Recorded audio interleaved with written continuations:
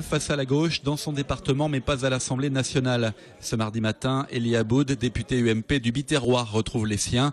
Réunion de groupe pour connaître la feuille de route de la semaine, puis on passe en cercle plus restreint pour parler de l'avenir de la droite. Là, on est dans une position plus politique, je dirais à moyen terme.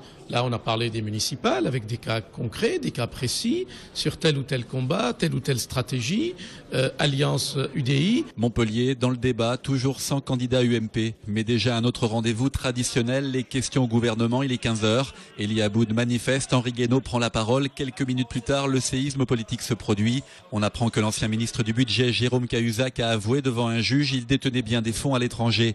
Dans les couloirs de l'Assemblée, l'ambiance est lourde, le malaise général. Je ne vais pas commenter les fautes des uns, les mensonges des autres. Ce qui m'intéresse, c'est la manière dont l'institution judiciaire fonctionne dans notre pays, les problèmes que ce fonctionnement peut poser.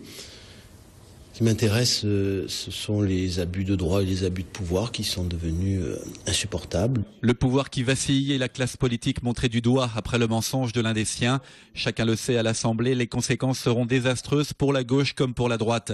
Touché mais pas abattu, un député socialiste héroltais enfonce le clou sur l'affaire Cahuzac, face caméra. S'agissant du sentiment de trahison, nous l'avons éprouvé, subi, vécu lors de sa démission. Pour moi, sa démission, c'était la preuve que finalement tout n'avait pas été clair par le passé, quoi. Et pour l'UMP, Elie Aboud, la journée était loin d'être terminée. De réunion en rendez-vous, il aura même pris la parole dans l'hémicycle au milieu de la nuit sur un autre sujet sensible, la sécurisation de l'emploi.